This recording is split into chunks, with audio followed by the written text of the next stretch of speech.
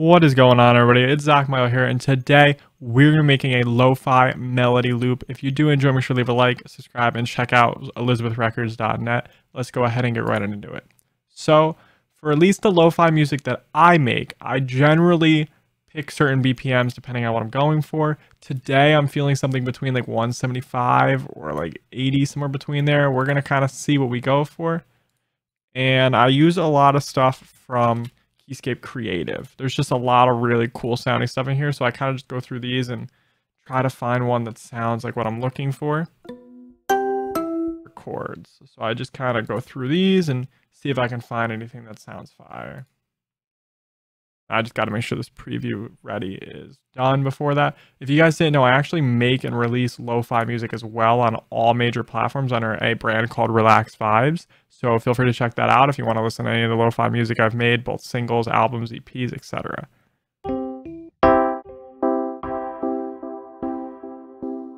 Kind of like this. It's got like a pulsating vibe. I feel like that could work.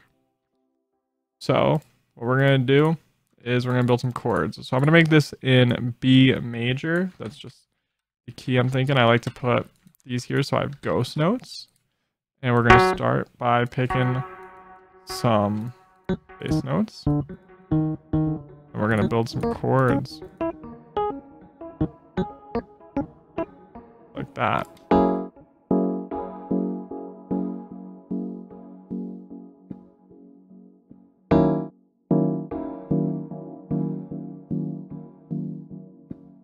So that's a cool sound I like. We're definitely going to layer on top of that. We're going to open up X-Band here and try to find a sound from one of my X-Band banks that we like.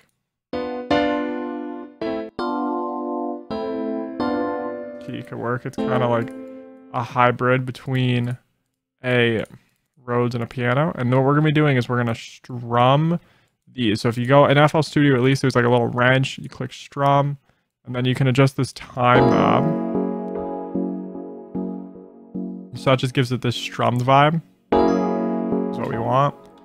I'm going to raise the pitch of these. We're going to make these chords high pitch. And then we're just going to kind of go through.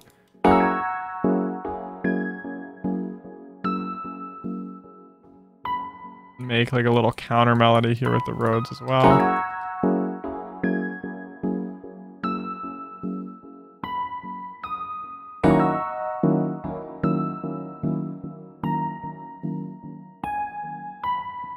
Like that. Then we're gonna randomize the velocities.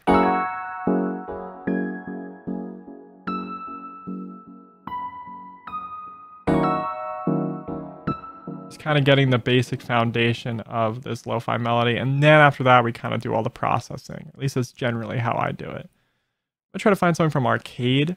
I like putting a lot of vocals in my lo-fi melodies. I just think that they sound good, so why not?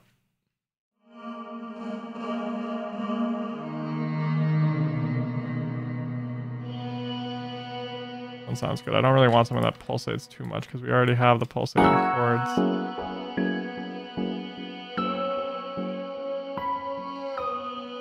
Turning the attack all the way down. So it hits instantly. And let's get started on the actual mix here of this, because we kind of have a bunch of key elements, and this will kind of get the job done and be really all we need. So first things first, we have this, which I already know needs the low end taken out. Needs a lot of reverb. We're gonna make this more wet than dry. That just gives us this very like anthemic feeling, which is what I like in a lot of my lo-fi music. Next we have these Rhodes. We're going to throw some RC20 retro color on it. This is a really big plugin that helps a lot if you're doing lo-fi sort of sounds. You can get like really nice wobble and really nice noise from it. So definitely worth checking out, and just kind of tweaking the knobs is honestly the best way of like using this. Just like generally tweaking the knobs is the way to go. And just like that, we kind of tweak these a little bit. They got a little noise to them. And then I'm going to throw Shaper Box on here as well. And in shaper box reverse, there's this one here. I'm just gonna put that at 25%. So you can just hear like this little glide. Next, let's do the vocals. I want to take out a lot of the frequencies. I want to throw some reverb on these as well. And I'm going to throw an RVox on here to compress those a little bit. And I might look at speeding this up a little bit.